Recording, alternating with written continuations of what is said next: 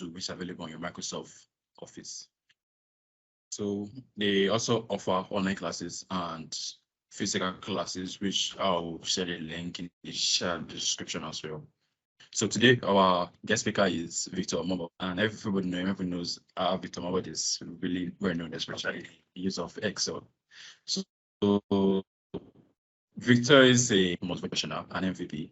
He's also a certified Microsoft Excel expert and trainer. He also has experience in training Excel and VBA and has a passion for sharing knowledge. He has a YouTube channel as well. He also runs the Nigeria Excel user group along with some MVPs as well. And he also volunteered as a Microsoft Excel trainer for non-profit organization as well.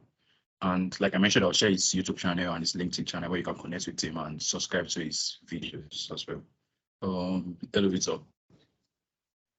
Victor. Thank you. Can you hear me? Hello. Yeah. Yeah, I can hear you now.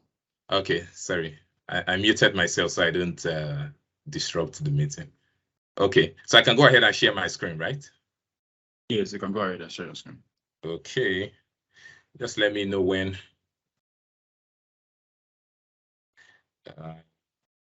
Sorry. See the screen.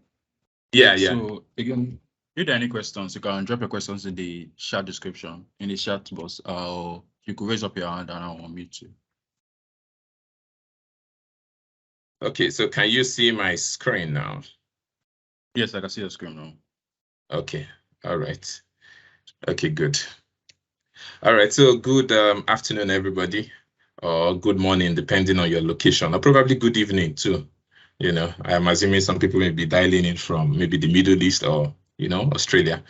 I think UrBizEdge has gone, you know, international, so we are not restricted to Nigeria. So first of all, thanks to UrBizEdge, Michael, Ifeanyi, Temi, Dayo, and every other person there for this opportunity. I always say it, and I don't say it because I just want to say it. I don't take these opportunities for granted. So thank you for always, you know, inviting me. To everybody that's joined, thank you for joining in.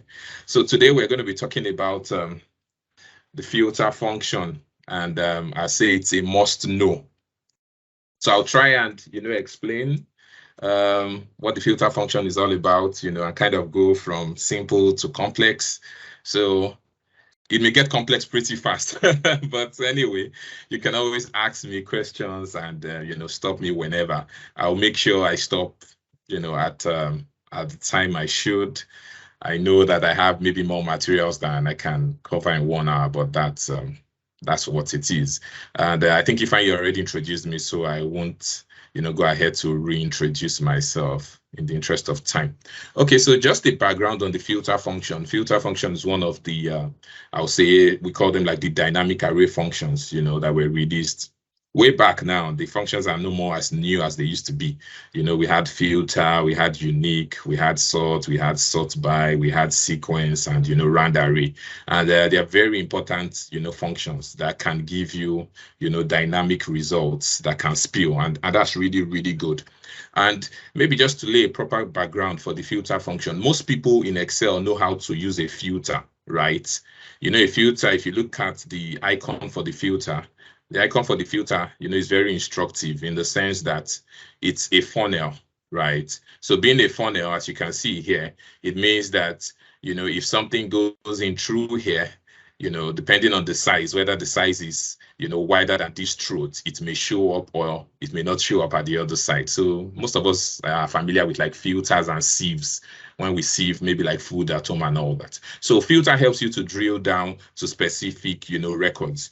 You want to see only records that meet a certain criteria, you use the filter feature, which is like doing this filter here. Or you could press the shortcut Alt-AT, or you could press the shortcut Control-Shift-L, right? So, but now just think about it, that instead of doing the filter using this here, you are doing the filter with a function, okay? And when I mean function, I'm talking about things like, you know, sum, if, count, if. So you are doing the same thing. You are trying to say, oh, I want to see only records for males because I have records of both males and female. I'll use a filter, right? But now I'm doing it in a formula context. And when I change the criteria, the results would also update, you know, accordingly, right? So that's really what it is. So it's not different from the filter that every other person is used to. The only difference is that, you're using a function and not, the feature. Okay, so that's the first thing, right? So now let me move to the next tab and just talk a little about, the syntax of the filter function.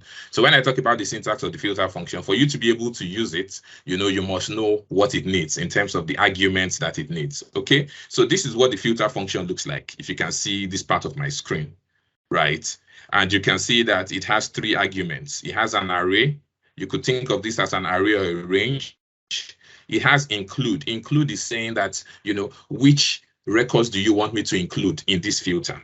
Okay, so you put the condition in such a way that those that pass that condition will show up, those that don't pass will not show up. Now, you can say if empty, meaning if I do the filter and I don't return any records, instead of me showing, a calc error, what do you want to see? And that's possible, right? Imagine you have a class of all males and you filter, you say you want to see females. Obviously, that's a null set. You don't get any records or any results. So instead of showing, calc error, you may want to show something instead. That's like, for those of us that are familiar with Excel, that's like what we do with if error, right? That if a function, as in a calculation, evaluates to an error, you want to show something instead of that. Okay, so it has 3 arguments, and you can see that 2 are required and 1 is optional. This is optional because it's in square brackets. So the array is the range you are dealing with.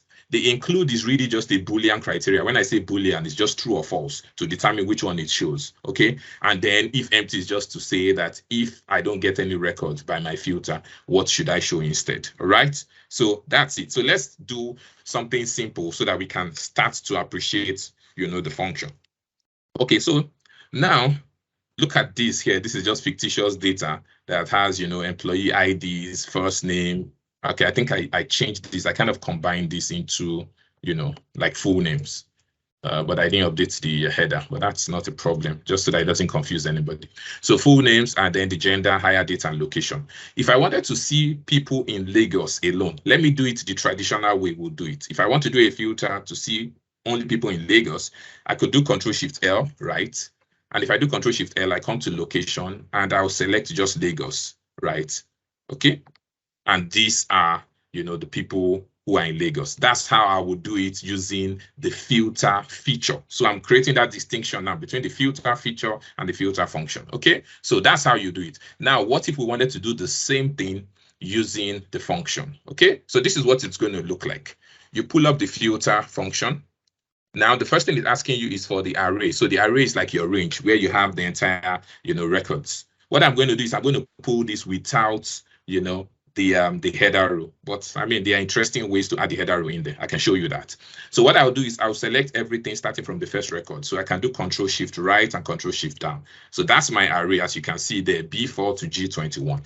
Now, the next thing is asking me, is saying include. This is the criteria that if it is passed, those records will show up. If it fails, those records don't show up. So what's my criteria in this case? What do we want to include? We want to include every record that is Lagos. So you always write it in such a way that it gives you either a true or false or 1 and 0. But I'm going to debunk that 1 and 0 theory when we go further. But for now, take it as that. So I want to write this in such a way that it gives me true or false. So what do?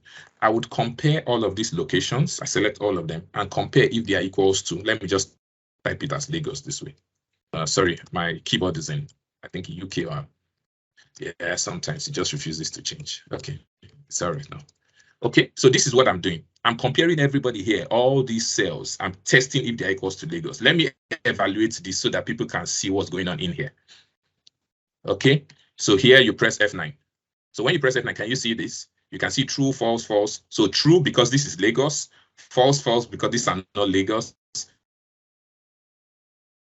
So that's the fourth true. That's fourth item you're seeing here, which is true. So that's what you have internally in that expression. I can press Ctrl Z to come back. So what it means is that if I close this bracket and press enter, I will see only the records for Lagos. Okay. So do you see that? And this is using a function, and it is dynamic in the sense that the formula is only sitting in one cell and it spills into the other cell. Okay. So it's one formula, right? As you can see, this is the formula here. If you go to any of the other cells, you notice that the formula bar, it is grayed out because the formula does not live in any of these cells. The formula lives in the top leftmost cell, okay? So now let me change another cell to Lagos, and you will see that automatically this will update to include that record. So let's change this one that is London now. Let's change this to Lagos. We will see, do you see that we now have 5 records on this side? Okay, so that's what we talk about, you know, dynamic arrays. That's what we are talking about. Dynamic in the sense that once the source data changes, you know, the what's it called, the destination also responds to it. So if I change that back to London or do Control Z, you can see that I'm back, you know, to 4 records. So that's how the function works in a very simple, you know, in a very simple scenario. So I hope most people get this, because it's going to get a little complex after now. So be sure you understand this, but this is like very simple.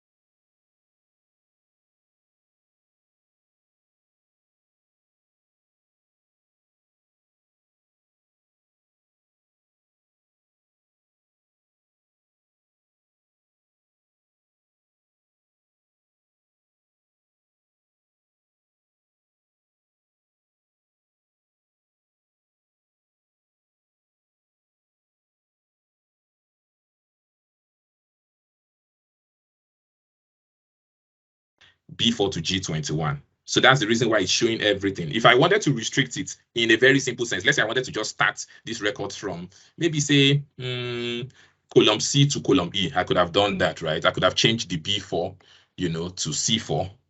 I can say C4 to E21. So that way, it's only going to return, you know, 3 columns. Somebody saying, same here, frozen. Okay. Like you're frozen for a bit. Frozen in terms of the audio or the video? Like your video, like internet, or like, you know, that's when a network does. Yeah. Okay. Yeah. Sorry, just bear with me. Unfortunately, I'm not at home, so but I had to do this. So, but am I back now? Back now. Yeah, you're back now. Okay. I'm not sure what you missed. Okay. All right. Sorry about that. I think it just proves that I'm in Nigeria. Okay, so but I hope you got that in the simple case. If you didn't, you know, you can just always let me know. I'm taking a look at the chat, so I can always, you know, repeat. Apologies for that. Once I'm out of my actual location, anything is possible. Okay, so that's a simple case. So let's do something that is a little more complex, still using the filter function. And let me confess at this point that when I say, oh, the filter function is so powerful, it's probably a lie, but it's also probably true, you know, at the same time. Why I say it's a lie is that the filter function by itself may not be able to do so much. Where the power comes out is when you kind of nest it with some other functions. That's when you really see, you know, how powerful the function is. But by itself, it can do quite a lot. So I'm just trying to mess with you guys. So it's a powerful function in itself, but it's more powerful when you use it with some other, you know, functions, because sometimes by itself, you know, the condition or the include criteria may need to introduce some other functions, you know, for it to work. Okay, so let's look at another example here. And this is now taking it to another level where we start to introduce more than one condition. So let's take a case where we want to filter, you know, males that stay in London. So let's do it with the normal filter feature first. And I'll try to do that so that it's relatable. So Control-Shift-L, I want to see only males that stay in London. We saw the last Lagos you included. Okay, that's fine. All right, so males that stay in London. So here, I'm going to restrict this to just males. Okay, and then here, I'm going to do London. Unfortunately, it looks like I have only one record. Okay, I have 3. Okay, that's good. So this is what I want to do, right? But what if I wanted to do it in a dynamic sense, in the sense of using a dynamic array, the filter? How do I do that? Don't note the condition. Gender is male, location is London. Okay, right? It means that both of them must be satisfied. That's my criteria. My criteria is not on one column. My criteria is on two, meaning that I must satisfy the gender and I must satisfy the location. All right, so let me do that with the filter function. So with the filter function, I'm going to come here. I'm going to do filter. My array is still going to be the same thing. I want to return everything. So I'm going to do this. I'm going to select the entire array, right? I put a comma. Then now I get into my include, which is my criteria. There are two of them. The first one is the gender. So I select everything in the gender cell, right? And I say, is this equal to what? To male. Okay, that's the first thing. Now, just note this, that when you're dealing with conditions, you know, in Excel, if you are trying to do an AND, you do a multiplication. If you are trying to do an OR, then you do an addition. Okay, in this case, this is an AND because I'm saying they must be male and they must reside in London. So it means both conditions must be satisfied. So I'm going to do a multiplication, right? So this is what it's going to look like. I'm going to say this one that I just did multiplied by the second condition is what? That the location is London. So this is location I've selected and it's equal to London. Okay, so what this means is this. This will give us a bunch of true and false. This second one too will give us a bunch of true and false. Wherever true and true meet, that will give you a 1 or a true. Wherever, you know, false and true, false and false, you know, true and false meet, that will give you a 0. Because you know false is 0, right? So because false is 0, once false is included, it means it's always a 0. So let's evaluate this whole thing and see what it turns out to give. So do you see what this gives us? It gives us a bunch of what? Zeros and ones. So wherever it is 1, such will be included. Wherever it is 0, it's not going to be included. So it's only the ones that are ones here. Those are the rows that will show up in the final filter. Okay, so this is how you do an AND, meaning that two conditions must be satisfied. So this is how you do it, right? So now I close the final brackets there. Okay, so I have something obstructing the data, and that's why this is happening. So let me select obstructing cells. Something is there. Okay. Yeah. Give me a second there. Select obstructing cells and delete. The guy just refuses to go.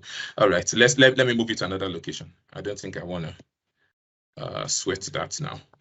Control V. Okay, so that's what you need there, right? So you can see that these are all males and they are all in what? In London. Can we have this function? Can we have the function for the evaluation? Oh, the function, no, it's not a function, it's just F9. You select the part of the formula you want to evaluate and you press F9. On some keyboards, you have to press function F9, like mine, okay? So what I mean is that, see, look at what I would do here. If I put the formula in edit mode like this, I would highlight the portion I want to evaluate. You see that? Okay, so you highlight the portion you want to evaluate, then you press F9. But I typically press function F9, that's just my laptop.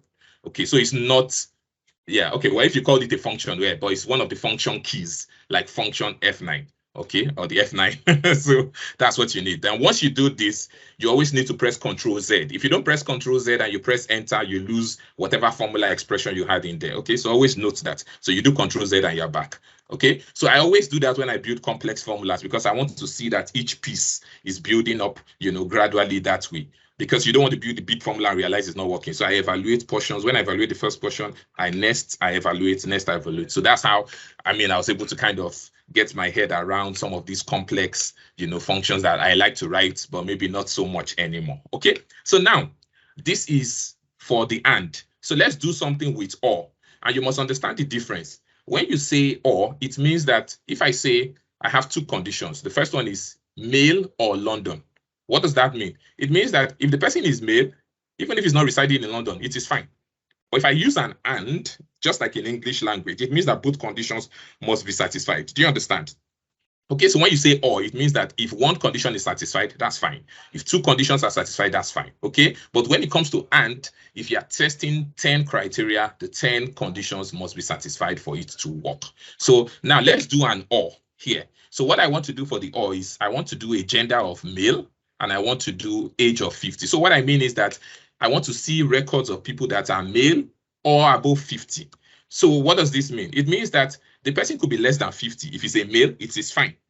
Okay. If the person is greater than 50, you know, then Okay, I said male or greater than 50. So if person is greater than 50, it doesn't matter whether the person is male or not, you know, I'm still okay with it. So it's either as in one of them is satisfied, both are satisfied, that's fine, right? So that's the difference between or and. Or just needs one condition to be true and it is fine.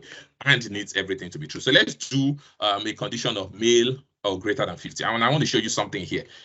So let's do that one. I'm going to do filter, the same filter. I'm going to select the data here. That's my array. You're familiar with that now. The first condition I want to test is the gender. So I test this gender if it's equals to what? Male. So male. Then now I told you that an or, use a plus. Okay? Because you're saying this or this. So it's an addition there. Right. But you see what I really want to show you from this. Or the second criteria is that what? The age should be greater than 50. Okay? So now, think about this very well. The first condition can give true or false, right? The second condition too can give true or false. If two things are true and you add them together, what result are you expecting? True plus true. If it's possible to have a combined areas in the array like you would do with an and. I tried this. Oh, okay. We can talk about it as we go on. Okay, let me see. Yeah, I think I get what you're trying to say. Maybe union of two maybe ranges, but okay, I can take it maybe in the question section. So if you think about the expression I've written down here now, because I'm doing an addition, if one condition is satisfied and the other condition is satisfied, it's like saying true plus true. True plus true is going to give you 2, right? Makes sense. True plus false will give you 1 because like 1 plus 0. False plus false will give you 0. So it means anyone that gives you 1 or 2 is fine. So let me evaluate this so that people can see what I'm referring to. The first one, like I said, will give you true or false. The second one too can give you true or false. So let's evaluate this. So do you see what we are seeing? We are seeing 1, 2, and 0. What does 0 mean? 0 means no condition is satisfied. 1 means one of them is satisfied. 2 means both. What most people will do at this stage is that because we have been so used to the fact that true or false in Excel means 1 and 0, instead of just going ahead with this, everybody would do this. This is what most people would do. They add both together and they will say greater than 0 so that it can now return for them true, false. That's when they feel that they have done the right thing. I'm telling you now, note it clearly. In Excel, true or false does not mean 1 and 0. False is 0. Any non-zero number is true. I'll repeat myself. In Excel, false is 0. Any non-zero number is taken as true. I will show you clearly in some other examples. So what I mean is that at this stage where you have 1, 2, and 0, you don't need to do the extra step of saying greater than 0. The 1s and the 2s will be considered as true. 0 will be considered as false. It's something you need to note because we've all grown up with that, oh, true or false, 1 or 0. No. True or false is not 1 or 0 in Excel. True or false in Excel means any non-zero number and 0 is for false. So what it means, because if I go this way, yes, this will now return for me true or false. Look at this. If I take it the way I've done it, let's assume I wrote it right. You know, I may have something that looks like this, right? But my point here is that you don't need to do that. That just take out this. This in itself is fine enough for what you need to do. So I'm going to close this bracket and do this. So do you see that? So you don't need to do, oh, greater than 0 again because you are stuck with the mindset of it must be, you know, true or false or 1 and 0. No. You just need 0 for false. Any other thing will work, you know, for the true. Okay. So you need to note this, but it's not one of those things many people know for obvious reasons, because true or false means 1 and 0. So you can see that what we have here now is that we have males. All the males will be returned. But because we said or, it means that even if the person is not a male, if he's female, yes, it's fine, but the person must satisfy another condition, which is greater than 50. So you notice that every female in my list will be greater than 50 years. Look at this, 64, 55, 62, okay? Right? So every female will be greater, but the males can be less because it's an or. So meaning that once they are male, they've satisfied one condition, that's okay. They don't need to satisfy the other, all right? So I hope you get it. For the and, when you are testing and, you use a multiplication. When you are doing, what's it called, an or, you can use an addition, all right? So good. So let me now just, you know, show you some other interesting things you can do when it now comes to using the filter with some other, you know, functions. So let me show you this one, which I like kind of very well.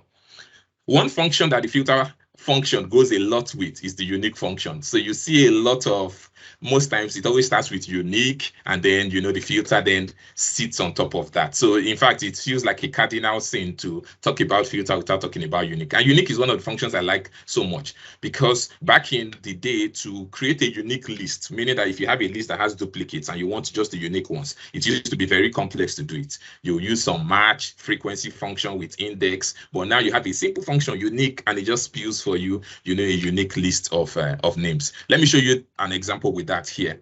So if you look at this list here, think of this scenario. You have a list of, I use footballers in this case. These are footballers, and these are the cities that they visited, right? You can see Cristiano Ronaldo has visited a couple of cities. Okay, let's filter on Cristiano Ronaldo so that we can see him.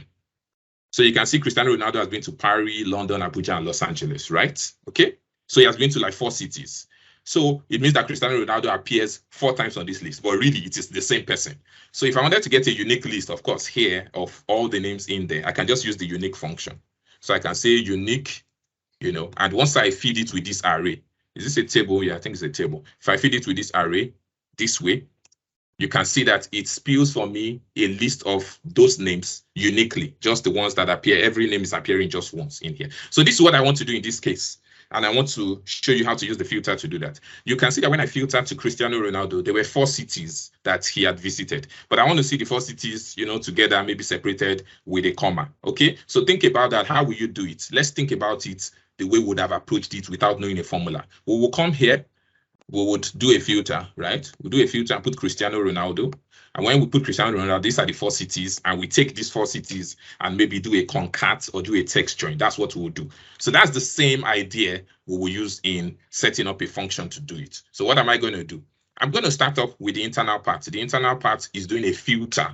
Okay, so in doing a filter to give me only the cities that Cristiano Ronaldo has visited. So let's watch this. So when I say filter here now, array is what I want to return. In this case, I'm not returning Cristiano Ronaldo. What I want to return are what? The cities. So it means that I should be selecting my cities as my array. Okay, the criteria can be on another column, but the point is, what are you returning, right? So that's what I need here. What do you want to return? So that's clear.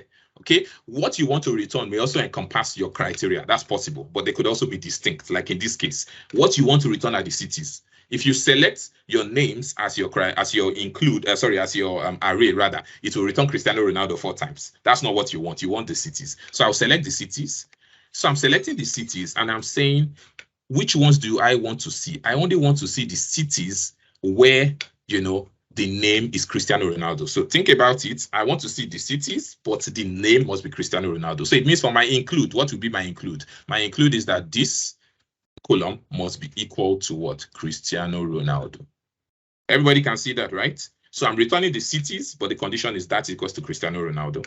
I close the bracket. I'm going to show you what's going on internally first. Okay, so you can see that those are the 4 cities where Cristiano Ronaldo, has visited. And what I do at this point is I'll put a text join as the glue in front of it. So I put a text join. Okay, and then my delimiter, I want to put a comma, maybe a comma and a space, right? And then here I can decide to do, a true to say ignore empty cells or a false. It's not really important in this case. And I put a closing bracket. So what I'm just saying is that take those 4 cities and concatenate them, but use a comma space as the separator. Okay, so do you see that? Right, but the power behind this, as in what's making this work, is the filter function. Okay, the text join is good by itself.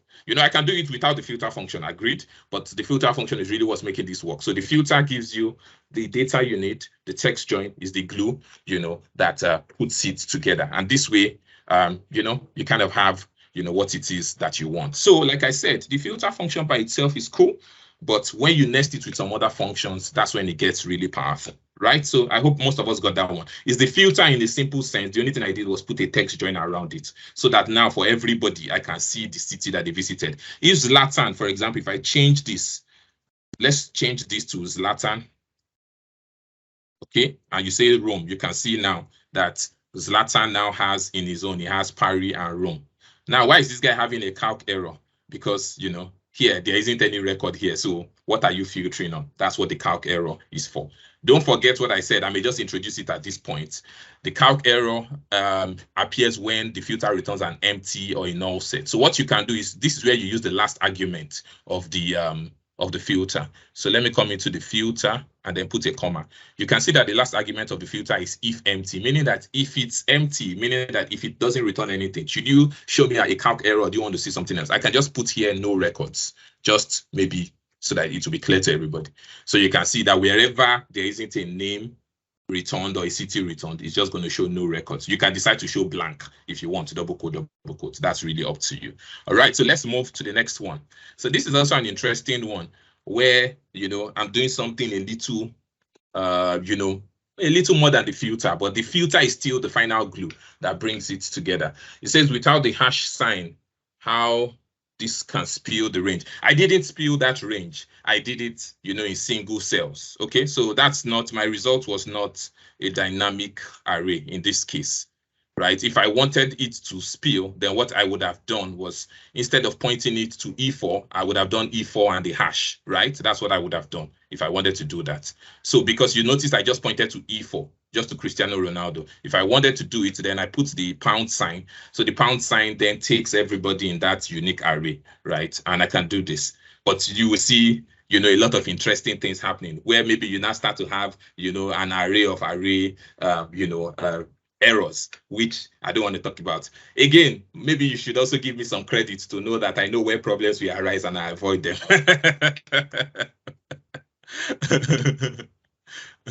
Okay, so let me show you this and I can come back. We can talk about all those questions.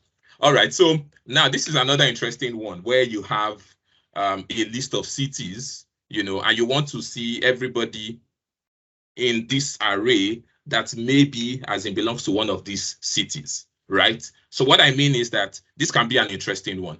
You want to see all the records here where they're in either Lagos, Paris, or Houston. Somebody may want to, in this case, kind of do Paris or this or this. But think about it, that may not be the most efficient way because it means that if this increases, oh, is that Oz? Oz is here, my friend Oz is here. Now I'm energized.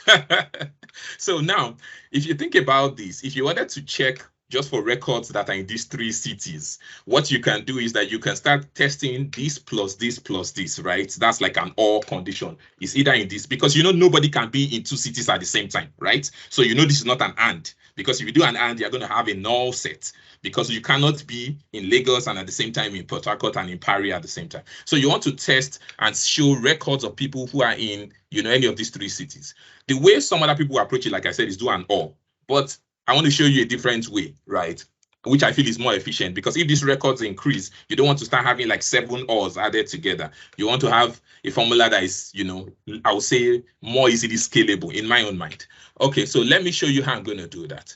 So this is really the bedrock of what's going in here. It's going to be a count if, which is a function I like so much. So what I'm going to do is I'm going to count. So I'm taking this as, you know, the cities where I'm testing against, and I'm going to check how many times each of this appear in, you know, these cells here. So let me show you what I want to do it on the side so you can see. So I'm going to do a count if, and I take these 3 guys. So I'm counting within that range. Let me take this guy off. Come here. You know, I'm counting in those 3 guys. I'm counting how many times. So think about this well, because this count if can mess with your head sometimes. So I'm counting in Lagos, Paris, and Houston. How many times does Lagos appear on that list? Okay, how many times does London appear? How many times does Paris appear? It's going to give me, you know, an array that looks like this. So everybody that shows either 1, or if there were 2, for example, you know, that is obviously a city I'm interested in. Anyone that shows 0, you know, obviously doesn't appear on my list. So this is what I'm going to take as my include condition. So this is going to be my criteria that the filter is going to, you know, benefit from. So I can just hold this, you know, keep this in memory. Okay. So I'm going to come here and do my filter. So watch what I do. I just do the filter here. I think on this one, I'm starting from the first name. That's fine. So I start from the first name. I go right. I come down. Now for my criteria, which is my include, I just put that count if in there, because what I need, you know, is either, like I said, true, false, 1, 0, or any number and 0. So this one, anyone that gives me a 1 here is obviously a city that appears on this, my interested list. Okay. Anyone that gives me a 0 doesn't appear. So now you close and you can see that the records we have, let's see if I'm correct. These are all Lagos, Paris, and Houston. That's all I have on this list. And if I add another city to it, for example, if I add Rome to my list, all I would have done really is to just include that in my count if. So if I go to Rome, and let's say I increased this to, I could use a table, of course, to make this dynamic, so that as I add Rome, it picks it up. So I can just change this to 6. But well, let's show you in a simple way. So you can see that now in this case, it's going to add Rome in there. So if you had this list, just make sure that list is dynamic. You could use a table. You could use maybe XLOOKUP to create a dynamic range, and you point that into your filter, and this can work. If you delete, of course, Rome from here, everything kind of adjusts. That's the whole dynamic nature of that. Okay, so let me skip the wildcards. Let me go to choose columns in the interest of time. And this is where it starts to get interesting. Now, what do I want to do here? In most of the filters you've seen me do previously, I kind of select the entire array and I return everything, right? So meaning that I returned from maybe employee ID all the way. Somebody will say, okay, if you don't need employee ID, you can start from first name and go. But what if you now want, different columns? You don't want to return everything. You want to return maybe column 1, column 3, column 5, column 7. How do you do that? So that's what I want to show you, in this particular sheet. All right. So now think about it. If I do a regular filter, so let me do a simple filter where my condition is filtering to London. Okay, let me do this here. Filter. Okay, and let me select everything. And then I want to select, show only those in London. So what do I do for that? I select my location and I test if my location, let me assume I'm using this cell as my, check, equals to London. Okay, so you can see that these are only the people in London, as you can see. Where's my city? So you can see London, London, London. Okay, so those 3 are in London. So that's what I have. So now, but it's returning all the columns for me. So what if I just wanted a few columns? How do you do that? So let me show you, something cool that you can do here. For this one, what you just need to do is you need to just have another filter, and you can use 1s and 0s to specify the columns you want to keep or the columns you don't want to keep. Let me show you how that works. I'll give you an idea. Then I'll also now show you why I say true or false does not mean 1 and 0. So let's do this. Let's assume we want to show the employee ID column. You want to show the first name, you want to show the location, and you want to show the gender. Okay, do you see what I did? I just put 1s in the columns I'm interested in. Every other one is left either as 0 or blank. So now what I'm going to do is I'm going to nest this filter. So I'm going to create another filter. So I know that I will really like this thing. Okay, so I'm going to put another filter. So I'm going to put another filter over this. And then for my criteria of this one, I will now select that row that has my 1s and 0s. So you see what I've done? I've done a first filter to location. I'm now doing a second filter to then filter now on the columns. So I will select all of these guys. Watch this. Everyone that is 1 will obviously be treated as true. Everyone that is 0 or blank will be treated as false. So let me close the bracket here now. Watch what happens. Do you see my result? My result is now showing only employee ID, first name, location, and gender. If I add hire date as 1, if I put 1 here, you'll see that hire date automatically comes in. Of course, because this is formatted as, number, but that's the date, right? Okay, so if I add gender in there, okay, gender is already there. Let's add age, just add 1 in here.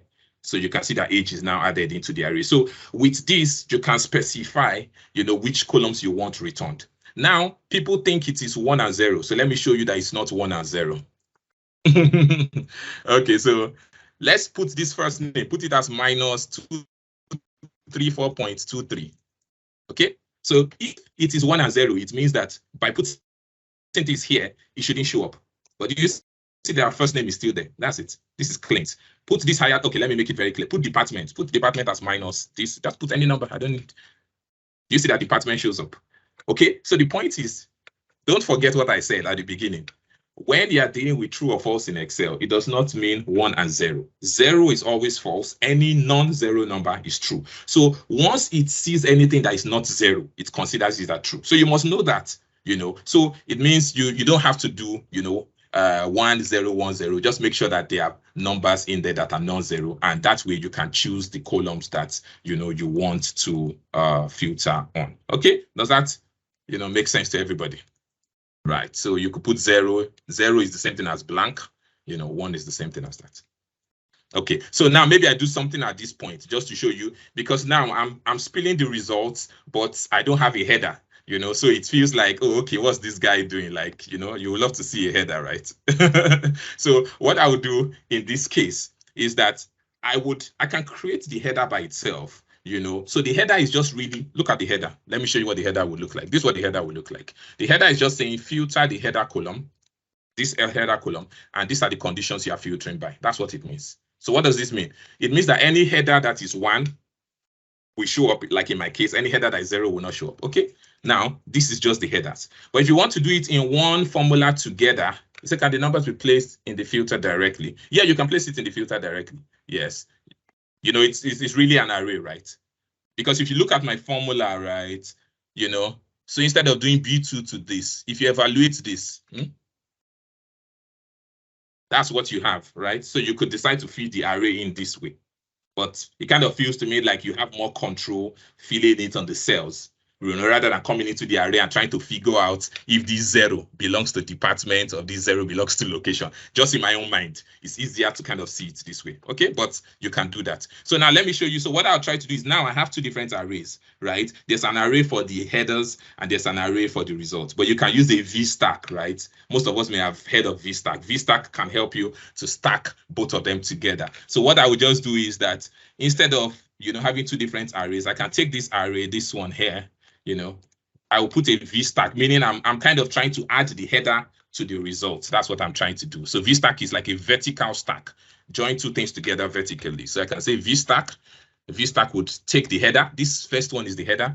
The next one here is the result. Okay, and that way, yeah, don't worry about this one. It's just a spill array. Okay, so now you can see that we now have both the header and the result. If I change this to 0, you know, the headers are adjusting, you know, as long as, and the headers are adjusting, the results are also adjusting themselves, you know. So, okay, so that's how that works. So now let me do something more on this one.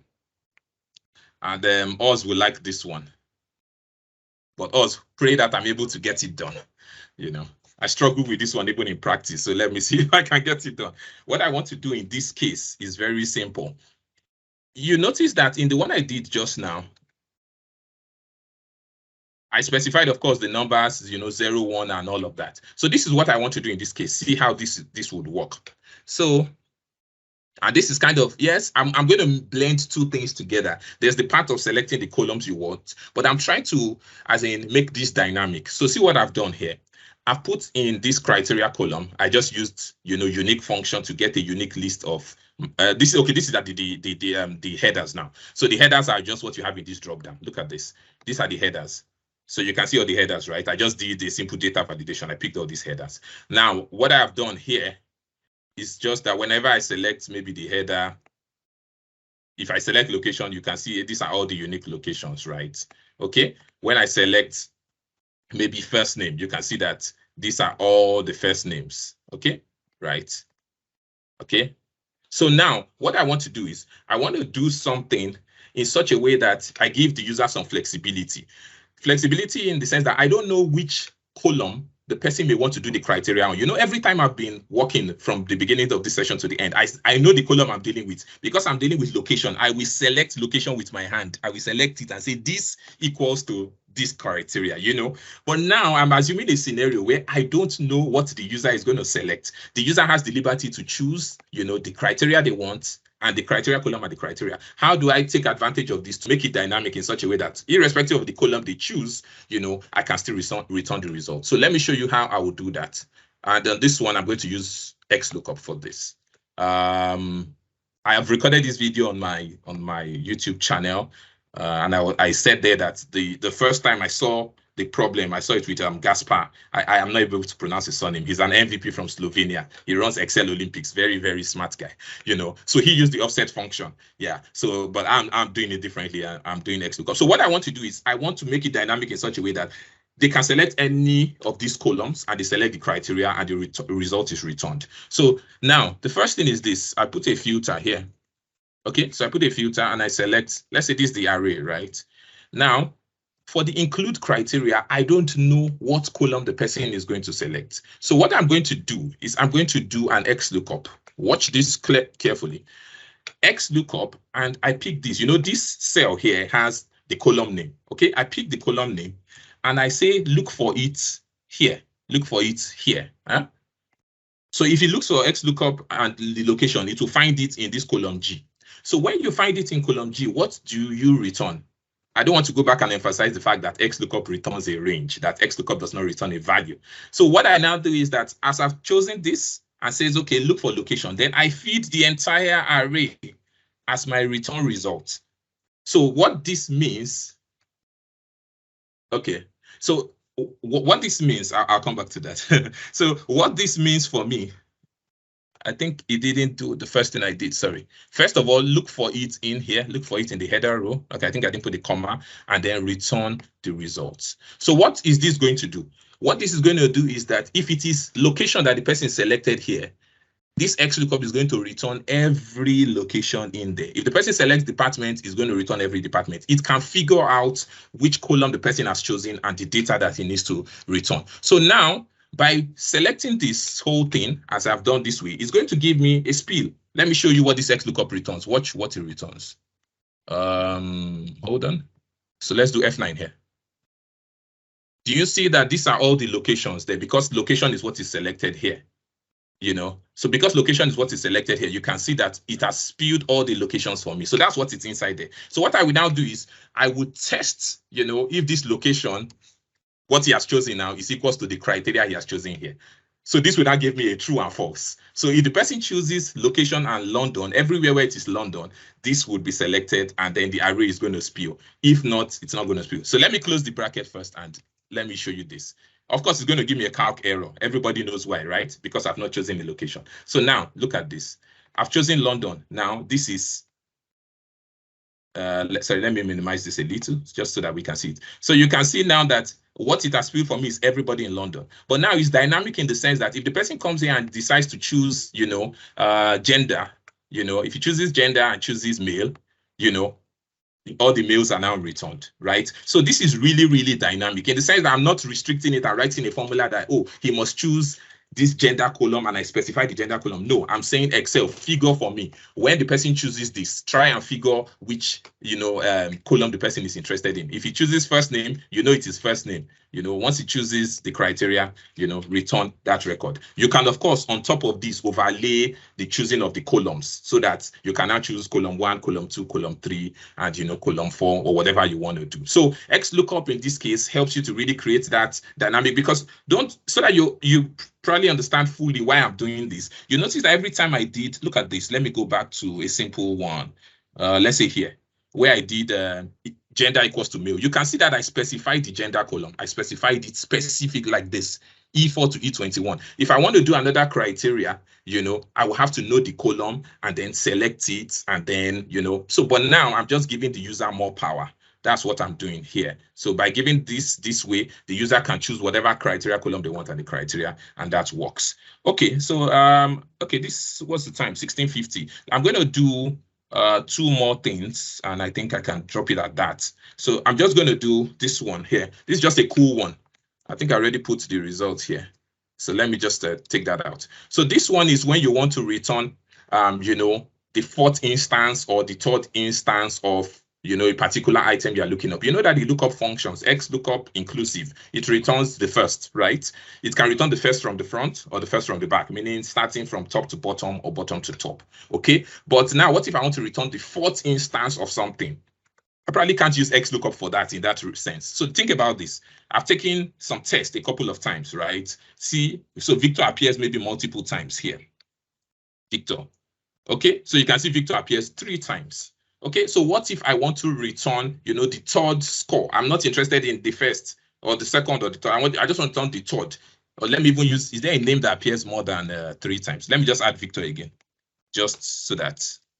So Victor will now appear 4 times. If I want to return the 3rd instance, what do? I can't use XLOOKUP. I probably can't use, you know, index match. So what I'm going to do is I'm going to use the filter function. So let's say the instance here, I choose instance 3, and I want to get the 3rd score that he had.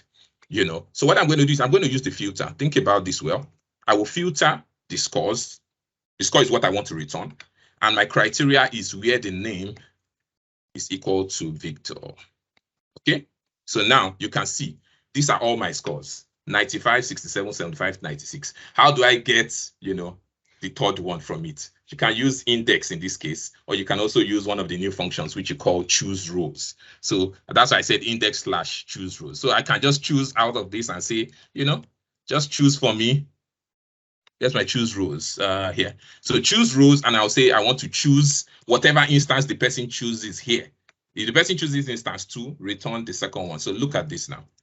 Okay, so do you see? Let's filter on Victor here so that you can see what I'm doing here. Where's Victor? Okay, this is Victor.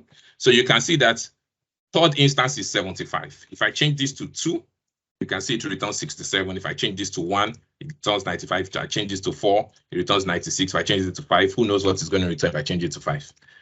Okay, it cannot find that value. So, but the point is that the filter is what makes it work, right? Because the filter is able to get an array of, you know, the scores that belong to Victor. Then I can use index to pull that out. I can use choose rows, you know, to kind of pull that out. Okay, so that's how that works. So I'm going to do one last thing, and I'll be out of here. So this is an interesting one, you know, where the filter comes in handy. And this is just linking it to a dynamic chart. And somebody asked me this question recently, where the person was trying to, you know, it's like, you know, maybe you don't have data in some of these years, maybe 2024 downwards is blank.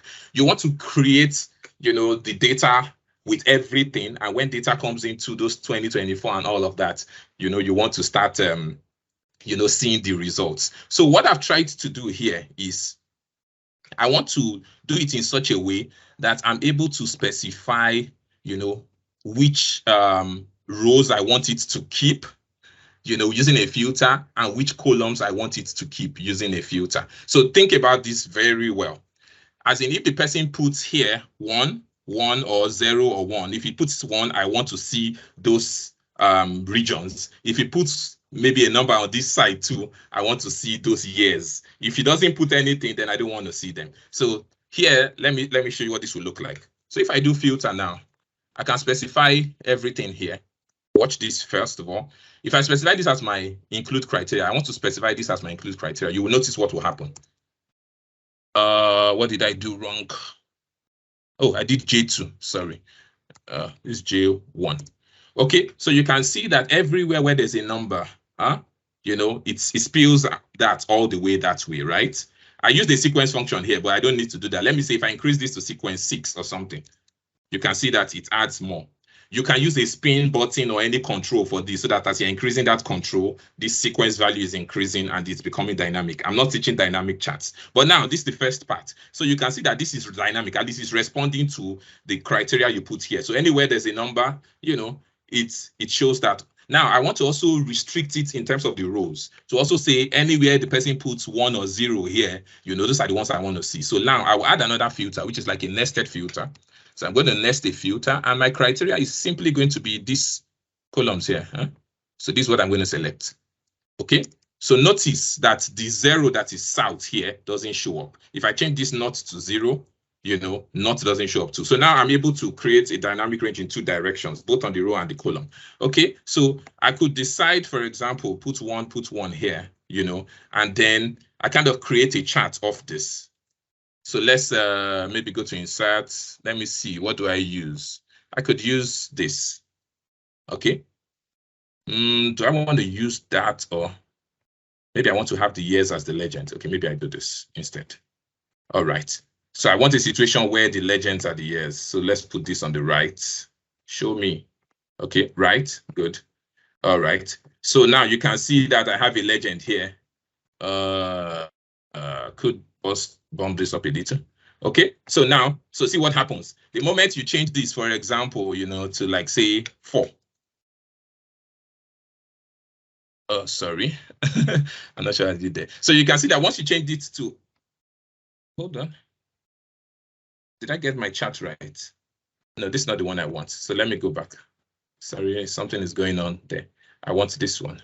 All right, so this is this. Okay, so now if I change this, so let me see what's going on with this. What did I do wrong? So if I do 4 here, what's it saying?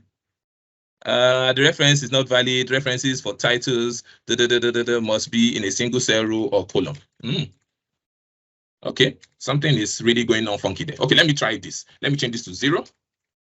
Okay, so when I change it to 0, that doesn't show up here. When I change this to 0, that doesn't show up here. So now you can see that I have only 2 regions. So I'm trying to do something dynamic just by using the filter functions, right? So the filters essentially are just helping me to create that. So let me see why this is misbehaving. So let me take out the sequence and let me just put numbers here. And then we put another number here. Okay, so if I add another number, okay, the year shows up 2023. If I add another number, 2024 shows up. I could skip and add 2027. Okay, so you can see it's interesting. I have 21, 22, 23, 24, and then it jumps to 27. But the point here being that, the filter is really what's making it work. The filter is filtering on both the rows, and the columns. So I can kind of adjust, what I want to see. You can always add these to, some other type of controls. I mean, I'm only showing you on the spreadsheet so that it's clear. If I add a spin control now, somebody's like, what is that? So that's why I decided to just so that you can see the numbers on the sheet. So once you take out any of these, make this 0, West will not show up again. So you can see there's no West in the chart if you take out this, and you notice that everything I've done here pretty much is really just what the filter function. That's what's making everything work. I haven't done anything beyond the filter, Say somebody's equals to me. Can you explain how you created this cell in front of criteria? Okay, so let me I'll try and attend to the questions now, but I think that's kind of what I want to share for this session. It's 16:59, so that's 1 minute to 5. So it's a good time to drop the microphone. So first of all, I would say it hasn't ended. I've ended my presentation, then maybe I can now answer the question. So thank you very much, Ifeanyi, for the opportunity as always. So thank you. Oh, so thanks so much for the session. Especially the last one. This answer was very interesting. The one about chat. Yeah. It's just really criteria, right? Because once the criteria is there, then it's included. Once it's not there, it's not included. So you're just playing around, So yeah, you're just really playing around. Yeah. So it's interesting, really. To me too, it is interesting. So anyway. Okay, so now let me take a look at somebody said drop the mic. Okay, I've dropped it. Somebody asked a question. I think I was thinking somebody close to me. He said, can you explain how you created the cell in front of criteria? Okay, which is kind of why maybe it's good to take the questions at the time they happen. I think the person was referring to that X lookup one in my mind. The person could also speak to, I think that's Akorede. If the person wants to speak. Okay, Akorede, right? Yeah, I think that's Akorede, yeah. I know a lot of Akorede, so I'm not even sure if it's one I know or not. So Akorede, if you want to, do you want to maybe unmute and speak? So just we are sure that it's, I'm addressing your question so I can address it. Yeah. Can you see Akorede? Yeah, I've seen. Yeah, I've seen it. Okay. I've made him a presenter. I should be able to speak now. Okay, so Akorede, please, can you go ahead? Oh, so okay. Referring to this particular page, the first this page. Okay, hello. It says what? Oh, yes, hello. I'm referring to this page. Yeah, go ahead. Yes. Okay. Yeah, so I'm referring to this sheet. Okay. Precisely. The way you created that criteria column, the locations, I just want to know how maybe you can just illustrate it for us, for knowledge sake. Okay, so it's all right. It's all right. Thank you so much. No problem. So for the criteria, yeah, thank you for the question. For the criteria, really, this is just data validation, right? So what I mean is that data validation, right? And you use a list. Alt DL. Sorry, I'm a shortcut guy. Oz is not a shortcut guy. As we say, Victor and shortcuts. So let me show you where it is. Sorry, let me do it normally. So this is data. Now you see this is data validation, I think. Okay, so you select this data validation.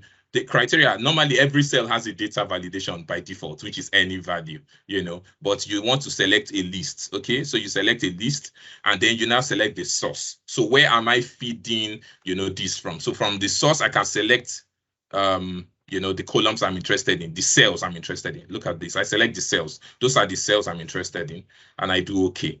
So once I do okay, you know, then you can see that all those headers automatically become a feed here, right? You can see that. So that's the first one.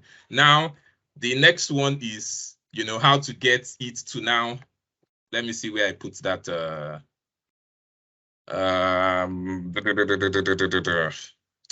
What's this? Okay, give me a second. And I'm doing something the long way. Yes, just because. Okay, all right. So this is where it is. Somebody's like, what did I just do? I was trying to locate the cell where the data validation was. I couldn't figure it. So let me put a color here just for that. Okay, so that's this one. So once you can figure this part out, the second part is really like saying, you know, you're filtering on that, you know, column, and you're returning a unique list from there. So let me see what I did here. Let me open this data validation and see what's feeding it. Okay. So what cell is that there? This is AJ2. Okay, so let's go to AJ2. We could use the name box to go there, AJ2. All right.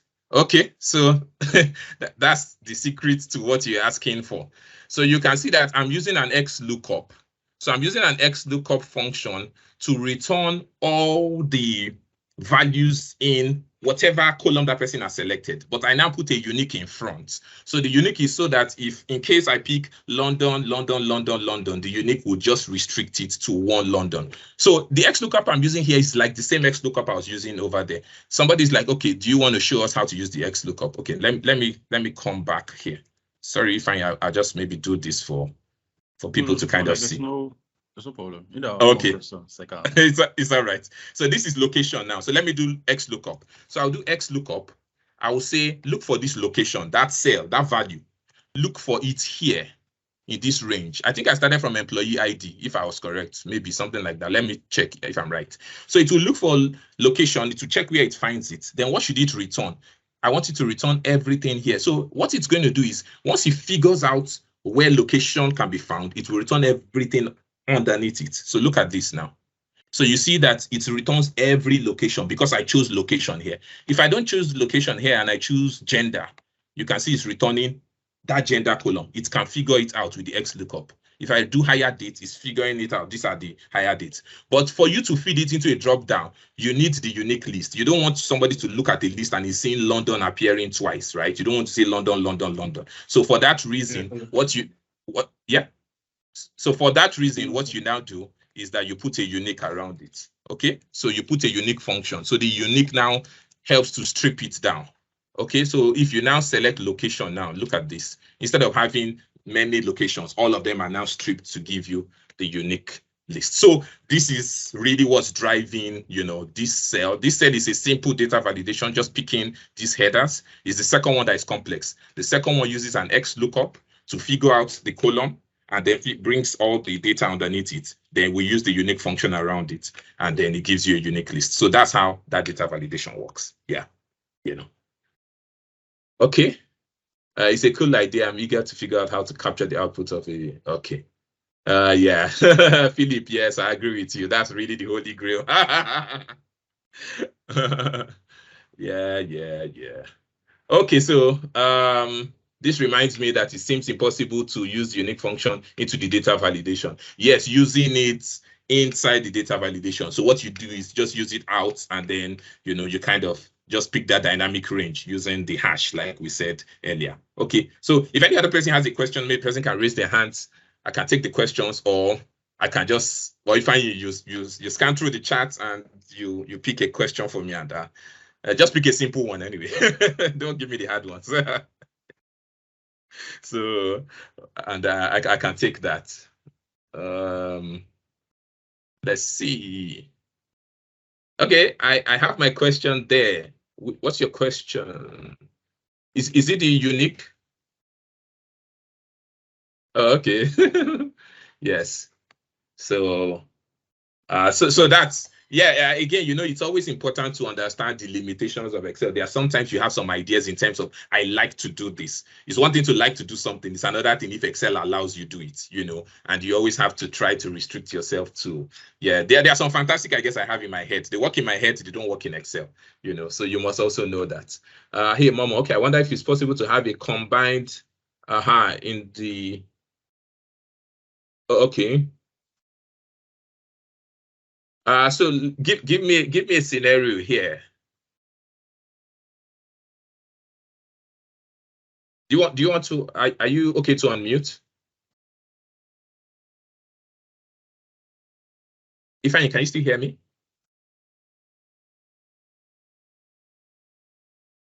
Did we lose connection? Oh, okay. Maybe Ifeanyi can't hear me. I mean, I just want you to explain, verbally. I can hear you. Oh, you can hear me. Audio. Okay. Oh, okay. Yes. So Yes. does Ishmael, are you able to unmute? I don't know, maybe, but Ifeanyi may have to give you presenter rights to do that. Just to be sure. I mean, of course, verbally, then I can pick what it is you're saying. But again, it doesn't mean that it may be possible, but at least it's good to hear it. And if you tried it and it didn't work, then there's no assurance that it will work for me. I'm not special in any way. So let me maybe scan through the chats and see some interesting things I can try to tackle.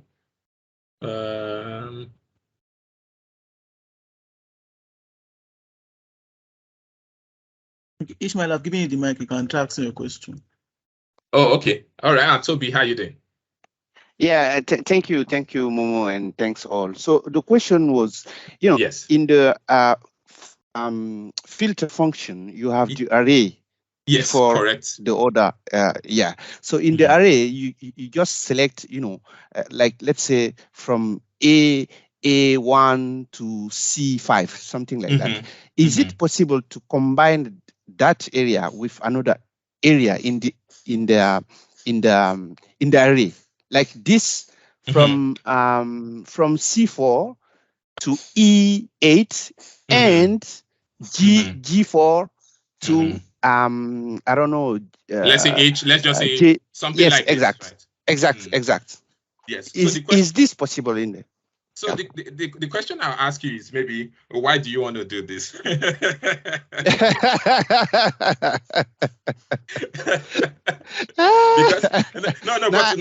I like the discussion, right? But why I ask you that is that because what I'm thinking about is when you're done with this, what happens to your include criteria? So I'm just trying to think of the use case, why you want to do this. No, I think the response of this is in the criteria now, because I can use the criteria now. I can select all the area that I have, but just select which column that I need to return, as you explained exactly. Exactly. So that's what I'm thinking, that the reason you want to do this is because the array part is what gets returned, right? So maybe you are not interested in returning all of them, so you want to return 3 and skip 1 and 2. So the best thing is keep your array as everything, right? So the best thing is keep your array as everything. Then you use the nested filter. You now select which columns you want using 1 and 0, and that solves the problem. Yes. So that's why I asked you, again, so that I don't follow you on that trajectory. I'm like, okay, if you tell me the problem, then maybe I can tell you a solution. So what I realize is that yes, you are not interested in all of them. You want to return maybe 3, skip 2, and return 2. So the best thing is pick the whole array, then use a nested filter, select the 1 0 1 0 1 0, and then you get what you want. But it's a very brilliant question. Thank you. And I think I know you from LinkedIn or so. Yeah. Yes. Yeah. I think I know you. Thank you for attending. Much appreciated. Yes. Okay. Somebody is okay. So they say right now the gap between the self-taught user is huge. Although they are still not common knowledge yet. Okay, somebody's asking a question. It's say okay, right now the gap between the self-taught user community knowing about what's this? Okay, knowing about let alone using dynamic array. Okay, it's huge. Dynamic arrays, yes, it's huge. So Yeah. although these have been available since 2018, okay, they are still not common knowledge. Okay. So again, maybe I think it depends on the circle where you are, you know. In a lot of places that I see, I think dynamic arrays are really, really common. But again, maybe the only challenge would be that a lot of people who have not migrated to, say, Office 365, you know, probably maybe are the ones who are kind of cut off. But in maybe in the world where I belong, you know, I feel like dynamic arrays are even overused, not in a negative sense. Like it's really used a lot, because I don't think I can go a day now without using unique.